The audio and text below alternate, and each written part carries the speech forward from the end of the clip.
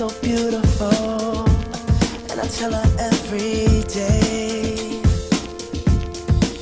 Yeah, I know when I compliment her, she won't believe me, and it's so sad to think that she don't see what I see.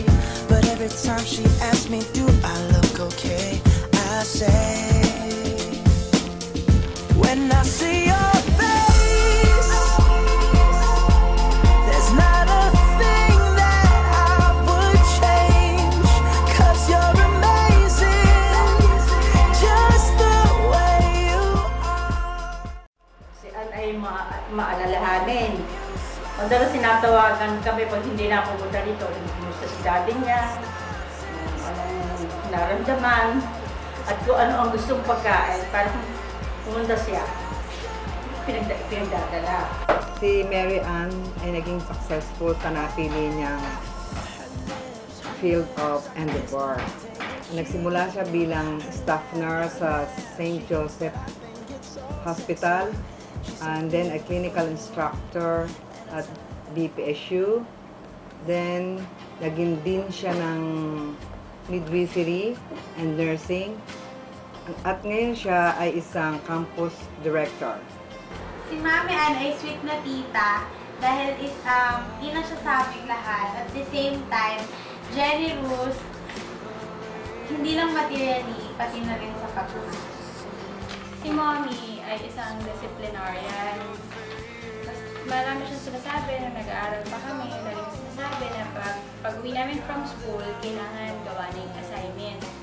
Pag kagaling niya from office, isi-check niya lahat kung tapos na kami mula kay ate hanggang dun sa pinakabata kasi kasama namin sila ni Sina at ibang mga pinsan.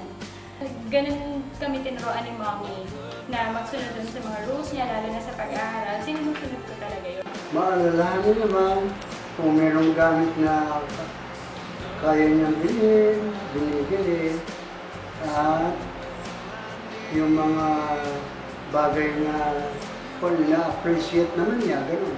Caring din siya. Kunyari hanggang ngayon sa age na namin magkakapatid, pag kunyari may masama yung pakaramdam o ganyan, lagi talaga siyang mag-check. Kahit ako hanggang ngayon, sinecheck niya ako na pag kunyari sinabi ko, Mommy, masakit ang ulo ko, talagang tumatawag siya sa sabihan. Sasabihin niya, oh, nagpa-check up ka ba? Ganyan yung parang 2 months ago na masama yung pakiramdam ko, siya talaga yung tumawag sa doktor para ipa-schedule ako. Yung hindi lang sa akin, pati doon sa lahat talaga na important.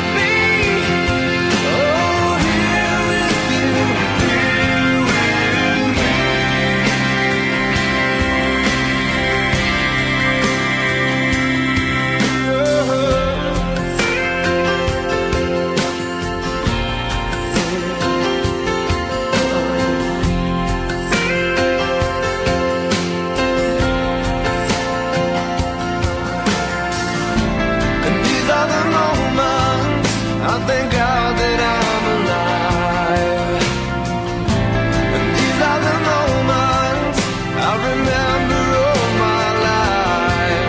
I've got all I've waited for, and I could not ask for more.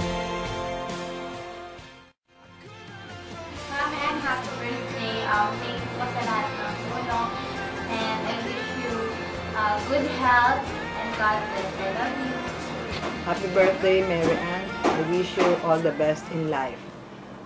May the good Lord bless you always, makes you healthy, and always be strong.